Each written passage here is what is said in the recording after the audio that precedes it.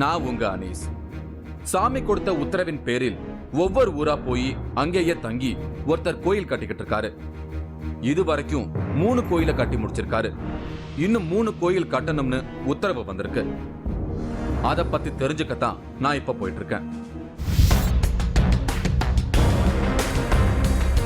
23 வருடங்களாக கணவன் மனைவியை ஆட்டி படைக்கும் ஒரு அமானுஷ சக்தி. நீ ஒரு கோவில் கட்டுறதுக்கு யோசிக்கிறியப்பா, நீ 6 கோவில் கட்டணும்னு இவர் மாட்டேங்கிறார். அன்னைக்கு இவருக்கு ஒரு ஆக்சிடென்ட். ஊர் ஊராக போய் கோயில் கட்டும் வினோதம். திண்டுக்கல் மாவட்டத்துல இருக்கிற அம்மாப்பட்டிக்கு தான் நான் இப்ப போயிட்டு இருக்கேன். சமீபத்துல நம்மோட 3வது கண் ஆபீஸுக்கு ஒரு கொரியர் வந்திருந்தது. அதுல இருந்த டிவிடில ஒரு கோயில் திருவிழாவோட கவரேஜ் இருந்தது. அந்த வீடியோவில் ஒரு சுவாரஸ்யமான காட்சியை நான் பார்த்தேன். நரசிம்மர் மாதிரி வேஷம் போட்டுக்கிட்டு ஒரு பெண் உக்கரமா ஆடிக்கிட்டு வித்தியாசமான பூஜைகள் நடந்துட்டு இருந்தது. பார்க்கவே படு அமானுஷ்யமா இருந்த அந்த கோயிலை தேடி போறத என்னோட அடுத்த அசைன்மெண்டா வச்சுக்கிட்டு நான் இப்ப போயிட்டு இருக்கேன். இதுதான் அவங்க எனக்கு சொல்லி இருந்த இடம். இது மாசாணி அம்மனோட கோயில். திண்டுக்கல் மாவட்டத்தில் ஒட்டன்சத்திரத்துக்கு பக்கத்தில் இருக்கக்கூடிய அம்மாப்பட்டிங்கிற கிராமத்தில் இருக்கேன். இங்கே இருக்கக்கூடிய முருகானந்தம் வளர்மதி அப்படிங்கிற தம்பதிக்கு 6 கோவில் கட்டணும் அப்படின்னு மாசாணி அம்மன் கிட்ட இருந்து உத்தரவு வந்துதான். அதனால் 23 வருஷமாக கோவில் கட்டுறதே தங்களோட முழு நேர பணியாக வச்சுருக்காங்க. ஒரு கோவில் கட்டி முடிச்சுட்டு அது மக்கள் மத்தியில் ரீச் ஆகி நிறைய பக்தர்கள் வர தொடங்கினதும் இன்னொரு கோவில் கட்டும் பணிக்காக போயிடுறாங்க. அப்படி இது வரைக்கும் 3 கோவில்கள் கட்டி முடிச்சிருக்காங்க. அந்த 3வது கோவிலில் தான் நான் இப்போ இருக்கேன். கோயிலுக்குள்ள நுழைஞ்சதும் பூஜைக்கான வேலைகள் பரபரப்பா நடந்துகிட்டு இருக்கிறத பார்க்க முடிஞ்சது. விளக்கு வைப்பதற்காக எலுமிச்சம் பழங்களை தயார் செஞ்சுக்கிட்டு இருந்தாங்க. கண்ணை உருட்டி நாக்க வெளியே நீட்டி உக்கரமா நின்னுகிட்டு இருக்கிற சாமியோட சிலை இருந்தது.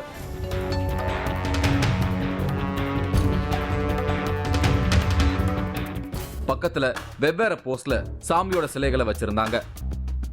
அங்க இருந்த சாமி சிலைகளுக்கு மது பாட்டில்களோட படையல் போடப்பட்டிருந்தது. யாகம் வளர்ப்பதற்கான வேலைகள் தீவிரமா நடந்துட்டு இருந்தது. இன்னைக்கு முக்கியமான பூஜைகள் நடக்க போறதா தெரியுது. இவரோட பேரு முருகானந்தம். இவருக்கு தான் 6 கோயில் கட்டணும்னு அருள்வாக்குல மாசாணி அம்மன் உத்தரவு கொடுத்திருக்கு. இவங்களோட பேரு வளர்மதி, முருகானந்தத்தோட மனைவி. இவங்க 2 பேரும் சேர்ந்துதான் மாசாணி அம்மன் கொடுத்த உத்தரவை நிறைவேற்றிக்கிட்டு இருக்காங்க. முருகானந்தத்தோட சொந்த ஊரு இது கிடையாது. கோயில் கட்டணும்னு உத்தரவு வர இடத்துல தங்கி கோயிலை கட்டி முடிச்சுட்டு அங்க இருந்து கிளம்பிடுவாராம். இவர் கட்டின முதல் கோயில் திருப்பூர் மாவட்டத்துல இருக்கிற பெருச்சிப்பாளையத்துல இருக்கு.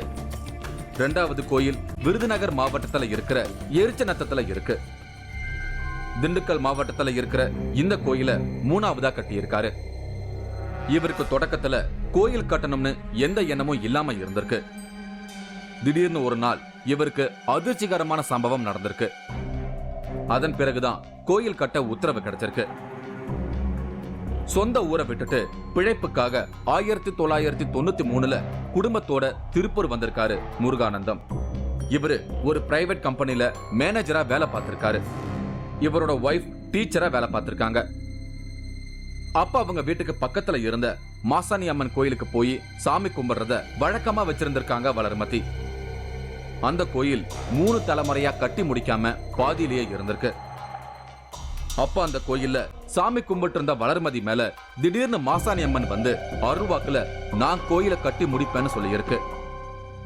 வளர்மதிக்கு சாமி வந்து அருள்வாக்கு சொல்றத பார்த்த முருகானந்தம் அதிர்ந்து போய் இனிமே இவங்க மேல சாமி வரக்கூடாதுன்னு மாசாணி அம்மன் கிட்ட சத்தியம் செய்ய சொல்லியிருக்காரு. உன்னோட வாயாலேயே இந்த கோயிலை மட்டும் இல்ல இன்னும் 5 கோயிலையும் கட்டுறேன்னு சொல்ல வைக்கிறதா சொல்லியிருக்கு மாசாணி அம்மன். அடுத்த நாள் முருகானந்தம் வேலைக்கு போகும்போது மிகப்பெரிய ஆக்சிடென்ட் நடந்திருக்கு. அதிர்ஷ்டவசமா உயிர் பிழைச்சிருக்காரு. அதுக்கு காரணம் மாசாணி அம்மன் தான் புரிஞ்சிருக்கு. அம்மனோட உத்தரவை நிறைவேற்றணும்னு உறுதி எடுத்திருக்காரு.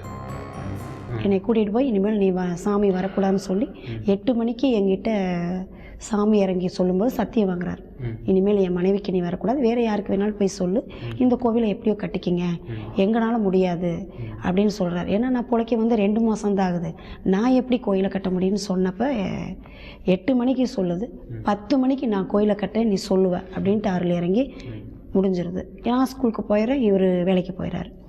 ஆன் த வேயில் அப்படி போயிட்டு இருக்கும்பொழுது ஆக்சிடெண்ட் ஆயிடுது. ஆக்சிடெண்ட் ஆகி கொண்டு வந்து வீட்டில் படுக்க வச்சுறாங்க. மணி 9:15. எனக்கு ஸ்கூலுக்கு இன்ஃபர்மேஷன் வருது, நான் வர்றேன், திருப்பி அந்த கோயிலுக்கு என்னை கூட்டிகிட்டு போகிறார். போனதையும் உனக்கு நான் கோயில் கட்டுறேன், ஏன்னா இன்றைக்கி நான் உயிர் பிழைச்சி வந்திருக்கிறது உன்னால தான். நடு ரோட்டில் நான் ஆக்சிடெண்ட் ஆனப்போ மாசாணின்னு உன்னையே தான் கூப்பிட்டேன், நான் உனக்கு இனிமேல் இந்த உயிர் இருந்தால் என்ன போனால் என்ன, உனக்காக நான் கோயில் கட்டேன்னு உத்தரவு கொடுக்குறாரு. இன்னைக்கு அமாவாசை.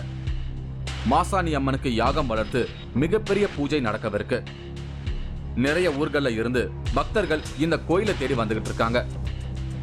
காரணம் என்னன்னா, இங்க சொல்ற அருள்வாக்கு. தினமும் காலை 10 மணில இருந்து மதியம் 2 மணி வரைக்கும் வளர்மதியும் முருகானந்தமும் அருள்வாக்கு சொல்றாங்க. பல்வேறு பிரச்சனைகளுக்கு தீர்வை தேடி இங்க நிறைய பேர் வந்துகிட்டு இருக்காங்க. இவங்களோட பேரு ரேணுகா. திருமணமாகி 10 வருடங்களுக்கு மேலாகுது, இது வரைக்கும் குழந்தை இல்லை. இவங்களோட ஜாதக அமைப்பு படி இவங்களுக்கு குழந்தை இல்லைன்னு சொல்லியிருக்காங்க.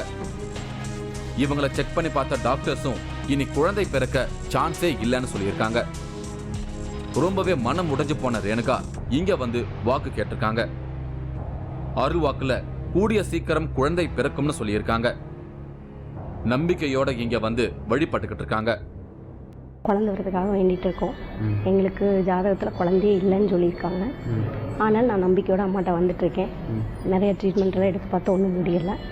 இப்போ லாஸ்ட்டாக ஒரு ட்ரீட்மெண்ட் பார்த்துட்ருக்கேன். கண்டிப்பாக சக்ஸஸ் பண்ணி தரேன்னு சொல்லியிருக்காங்க. எனக்கு முழு நம்பிக்கை இருக்குது. ரேணுகா மாதிரி நிறைய பேர் இந்த கோயிலுக்கு வேண்டுதலோட வந்துகிட்டு இருக்காங்க. வேண்டுதல் நிறைவேறின மகிழ்ச்சியிலையும் நிறைய பேர் இங்க வந்துகிட்டு இருக்காங்க. கோயிலை சுத்தியும் பக்தர்கள் கூட்டம் நிரம்பி இருந்தது. அங்க நடந்துட்டு இருந்த பூஜையில முக்கியமான கட்டத்தை நெருங்கிட்டது போல கூட்டம் ஆர்ப்பரிச்சுது. கோயிலோட ஒரு மூலையில ஆக்ரோஷமா பாட்டு பாடிக்கிட்டு பம்பை அடிச்சுக்கிட்டு இருந்தாங்க.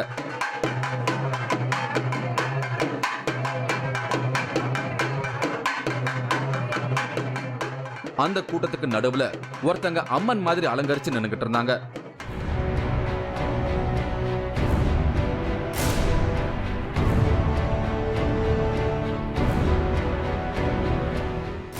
கூர்ந்து பார்க்கும்போதுதான் தெரிஞ்சது அது வளர்மதின்னு. நான் டிவிடியில பார்த்த நரசிம்மர் மாதிரியான வேஷம் போட்டிருந்தது இவங்க தான் புரிஞ்சுது. பம்பை மேளத்தோட தாளத்துக்கு ஏத்த மாதிரி ஆடிக்கிட்டு இருந்தாங்க.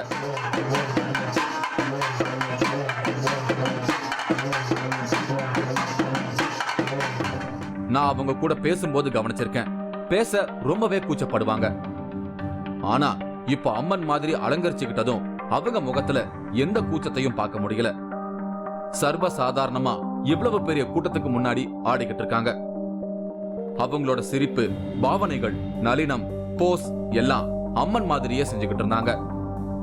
வளர்மதி தன்னளவுல அம்மனா மாறிட்டதா நினைச்சுக்கிட்டு இருக்காங்க.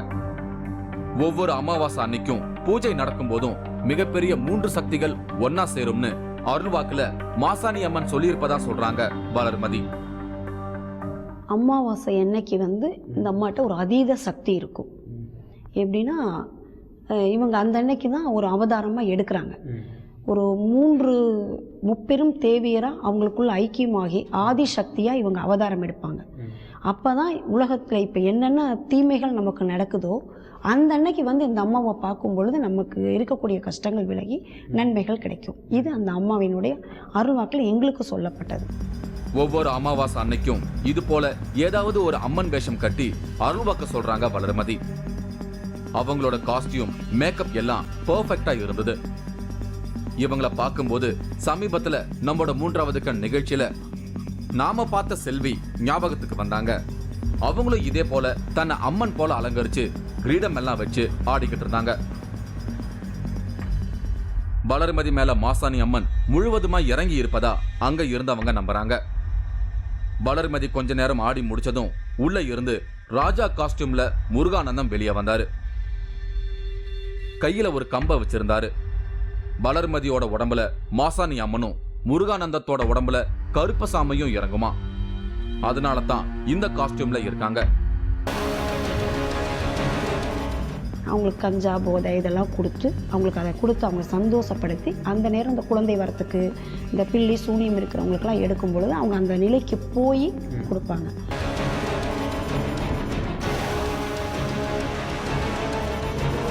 ஆச்சி மசாலா வழங்கும் 3வது கண் powered by Twin Birds legging. இடைவேளைக்கு பின் தொடரும்.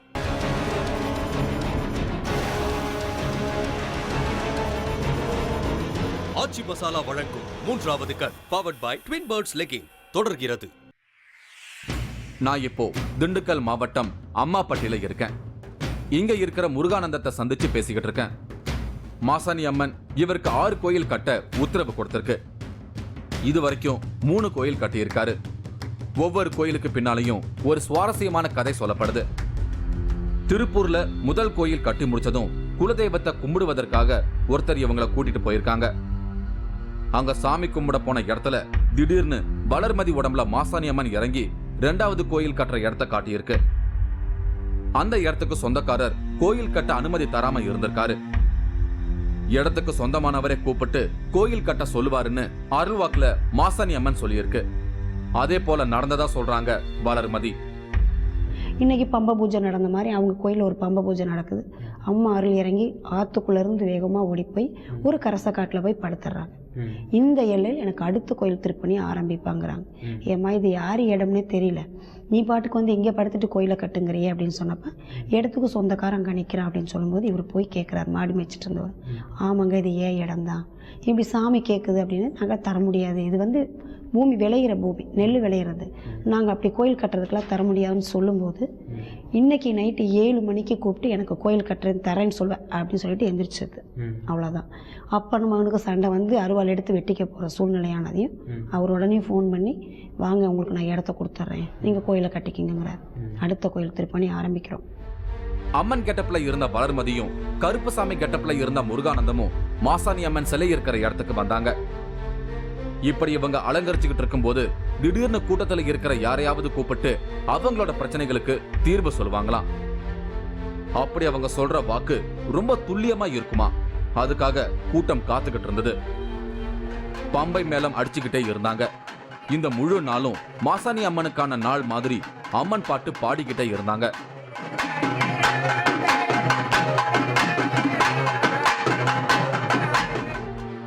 மாசாணி அம்மன் சிலை இருக்கிற இடத்துல நின்னுகிட்டு இருந்த வளர்மதி திடீர்னு எதிர்பார்க்காத நேரத்துல படுத்திருந்த மாசாணி அம்மன் சிலை மேல ஏறி நின்னு ஆக்ரோஷமா பார்த்தாங்க. ஒரு நிமிஷம் எனக்கு என்ன சொல்றதுன்னு தெரியல. பொதுவா சாமி சிலைக்கு பூஜை செய்யறவங்க கூட சிலையை தொடும்போது ரொம்ப பயபக்தியோட நடந்துக்குவாங்க. ஆனா வளர்மதி சாமி சிலை மேல ஏறி நின்னுகிட்டாங்க. அவங்களோட முகத்துல எந்த வித்தியாசமும் தெரியல. சாதாரணமா நின்னுகிட்டு இருக்கிறத போல சாமி சிலை மேல நின்னுகிட்டு இருந்தாங்க. அவங்களோட கண்ணுல இருந்த ஆக்ரோஷம் இது என்னோட இடம் அப்படிங்கிற அதிகார துணி தெரிஞ்சது. அந்த இடம் முழுக்க ஆட்டம் பாட்டம் கொண்டாட்டமா இருந்தது. பம்பை மேளத்தோட சத்தத்துக்கு ஏத்த மாதிரி சிலை மேல ஆடத் தொடங்கிட்டாங்க வளர்மதி. ரொம்ப நிதானமா டான்ஸ் கத்துக்கிட்டு ஆடுறது போல இருந்தது அந்த ஆட்டம்.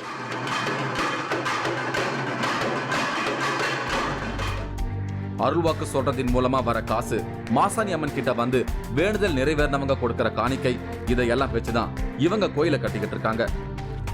ஒரு கோயில் கட்டி முடிச்சதும் அடுத்த கோயில் கட்டுற உத்தரவு அம்மன்கிட்ட இருந்து வர வரைக்கும் அந்த கோயிலையே இருப்பாங்க.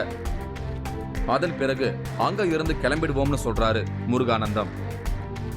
என்னுடைய மனதிற்கு ஒரு கணக்கு இருக்கும். இந்த கோயில் நம்ம இப்படித்தான் உருவாக்கணும், இதை உருவாக்கி முடிகிற வரைக்கும் நம்ம இதுக்கு இந்த காலகட்டத்தில் இந்த பணியை செய்யணுங்கிற எண்ணம் என் மனசுக்குள்ள இருக்கும். அதன்படி ஒவ்வொரு பணியாக நான் செஞ்சுக்கிட்டே இருப்பேன். நான் என்னைக்கு இதை நம்ம பூர்ணமாக முடிச்சிட்டோம், இனி இந்த இடத்த பொறுத்த வரைக்கும் மக்கள் சாமி கும்பிட்டா போதும் அப்படிங்கிற ஒரு முடிவு என் மனசுக்குள்ள என்னைக்கு தெளிவாக வருதோ அன்னைக்கு அடுத்த கோயில் நோக்கி நான் போயிடுவேன். பில்லி சூனியம் போன்ற மாந்திரிகம் தொடர்பான பிரச்சனைகளை அழிக்கிறவங்க நிறைய பேரு மாசாணி அம்மனை வழிபடுவாங்க. அதே போல இந்த கோயில வரவங்களோட உடம்புல தீய சக்தி ஏதாவது இருந்தா உடனே மாசாணி அம்மன் வளர்மதிக்கு காட்டி கொடுத்துருமா. அந்த கெட்ட சக்தியோட ஃபுல் டீடைலும் இவங்களுக்கு தெரிஞ்சிடும். அதை வச்சு பேய் பிடிச்சவங்களை சரி செய்யறதா சொல்றாங்க வளர்மதி.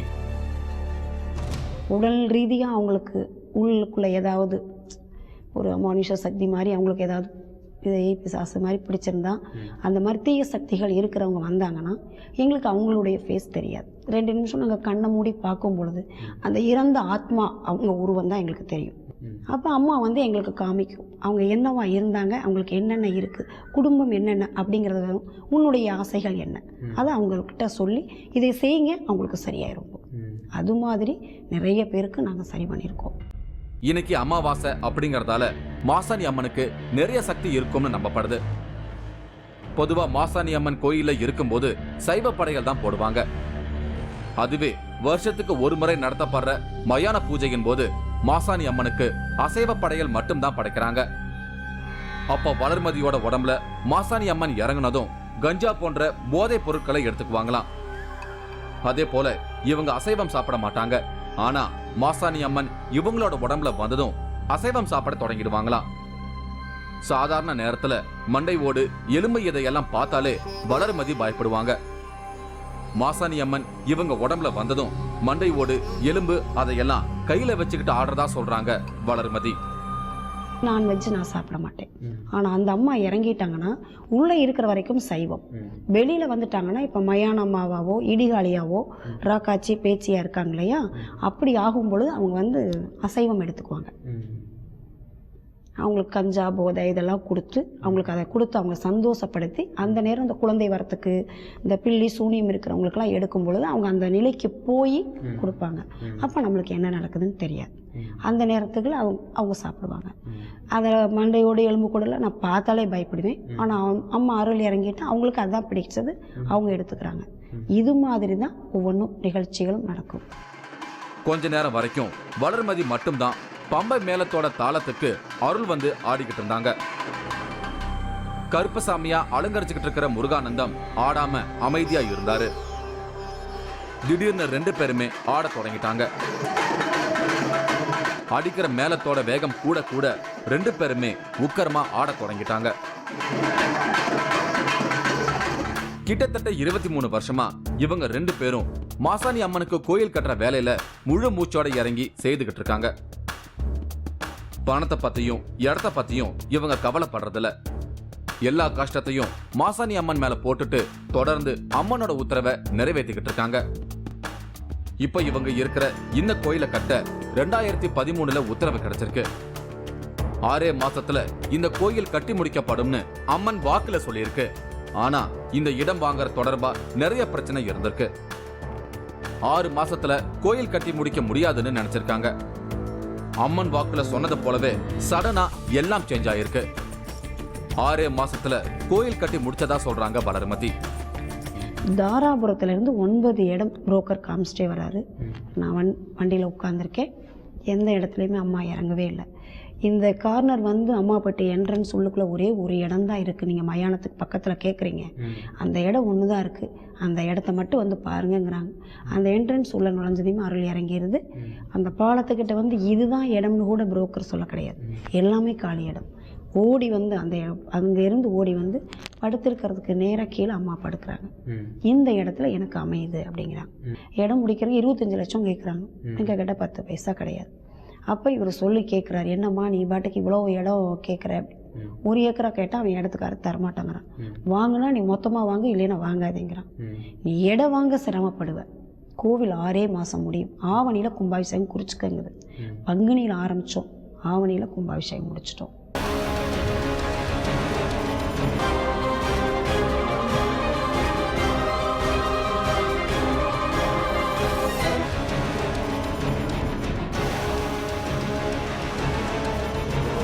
ஆச்சி மசாலா வழங்கும் 3வது கண் powered by Twin Birds legging. இடைவேளைக்கு பின் தொடரும்.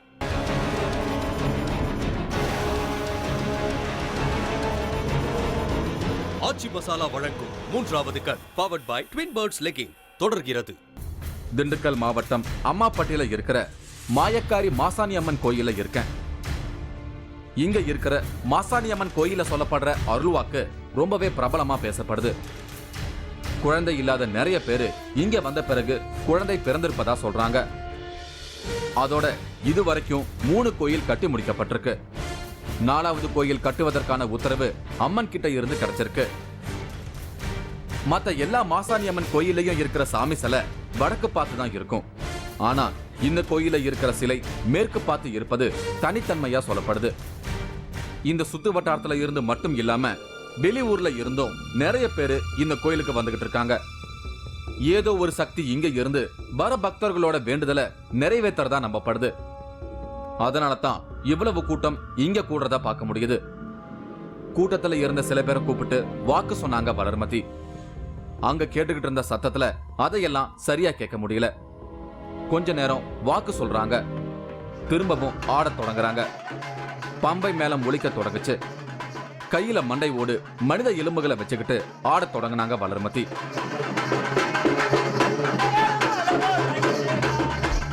அப்பப்ப கையில இருந்த எலும்ப கடிக்கிறத போல பாவனை செஞ்சுக்கிட்டு இருந்தாங்க. மண்டை ஓட்டையும் எலும்பையும் கையில வச்சுக்கிட்டு ஆடிக்கிட்டு இருந்த வளர்மதி திடீர்னு யாரும் எதிர்பார்க்காத நேரத்துல நாக்க வெளியே நீட்டியபடி தரையில படுத்துக்கிட்டாங்க. கோயில இருக்கிற மாசாணி அம்மன் சிலை எப்படி இருக்கோ அதே போல வளர்மதி தரையில படுத்திருந்தாங்க. கோயிலுக்கு வெளியே மண்ணால செய்யப்பட்ட மாசாணி அம்மன் சிலை இருந்தது. இந்த சிலைக்கு பின்னால ஒரு கதை சொல்லப்படுது. இந்த கோயிலுக்கு வர பக்தர்களுக்கு மண் உண்டியல் தரப்படுது. அத அவங்க வீட்டுல வச்சு பூஜை செஞ்சு வருஷத்துக்கு ஒரு முறை நடத்தப்படுற மயான பூஜையின் போது அதை கொண்டு வர சொல்லுவாங்க. அப்படி அவங்க கொண்டு வர மண் உண்டியலை உடைச்சு அதுல இருந்து வர மண்ணை வச்சு இந்த சிலை செய்யப்படுது. அப்போ இந்த சிலைக்கு ஆடு, எருமை, கோழி, பன்னி பலியிட்டு கிராண்டா பூஜை நடக்குமா. முருகானந்தமும் வளர்மதியும் சேர்ந்து இதுவரைக்கும் 3 கோயிலை கட்டி முடிச்சிட்டாங்க. 4வது கோயில் கட்டுறதுக்கான உத்தரவு அருள்வாக்குல கிடைச்சிருக்கு. 4வது கோயில் கோயம்புத்தூர்ல கட்டுவதற்கான வேலைகள் தீவிரமா நடந்துகிட்டு இருக்கு. இன்னும் இந்த கோயிலை விட்டு கிளம்புறதுக்கு உத்தரவு அம்மன் கிட்ட இருந்து வரல. உத்தரவுக்காக காத்திருக்காரு முருகானந்தம். 4வதா கட்டப்போற கோயிலுக்கு சிவசக்தி மாசாணி அம்மன் பேர் வைக்க உத்தரவு வந்திருக்கு. அதோட 28 அடி நீளத்துக்கு அந்த சிலை இருக்குமா. 4வது கோயில வைக்க போற சிலையோட மாடலை எனக்கு காட்டினாரு முருகானந்தம். மாசாணி அம்மனோட தலைக்கு நேரா சிவன் உட்கார்ந்திருந்தாரு. தன்னோட வாழ்நாள் முழுவதும் அம்மனோட உத்தரவை நிறைவேற்றுவதை மட்டுமே குறிக்கோளா வச்சு அதுக்காக வாழ்ந்துகிட்டு இருக்காரு. எவ்வளவு தடைகள் வந்தாலும் அதையெல்லாம் அம்மன் பாத்துக்குவாங்கன்னு தீவிரமா நம்புறாரு முருகானந்தம். கோயம்புத்தூர்ல கட்டுற சிவசக்தி மாசாணி அம்மன் கோயிலோட கும்பாபிஷேகத்துக்கு கண்டிப்பா நான் வருவேங்கிற நம்பிக்கையோட அங்கிருந்து திரும்பினேன். இதே போல வேற ஒரு அமானுஷ்யமான நிகழ்ச்சியில திரும்பவும் நான் உங்களை சந்திக்கிறேன். அதுவரை உங்களிடமிருந்து விடை பெறுகிறேன். மலை குகைக்குள் புதையல், காவல் காக்கும் அமானுஷ்ய சக்தி. பொக்கிஷங்கள் நிறைய இருக்கிறதா சொல்ற இந்த குகையோட என்ட்ரன்ஸ்குள்ள தான் இப்ப நம்ம இருக்கோம். வழுக்கு பாறையில் ஒரு திகில் பயணம். நீங்களும் இந்த திகில் பயணத்தில் கலந்து கொள்ள ஒரு வாய்ப்பு. 3வது கண் டிவி ஷோ என்ற Facebook பக்கத்தில் எங்களோடு இணைந்திடுங்கள்.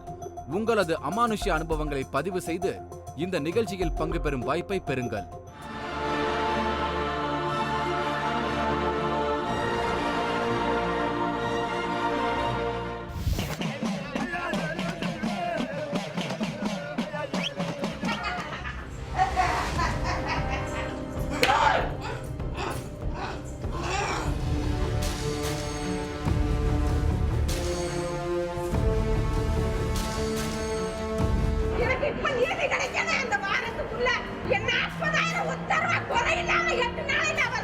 சின்ன வச்சு அவன் கரைய சின்ன வச்சு உங்களை நீ கொடுக்கணும்.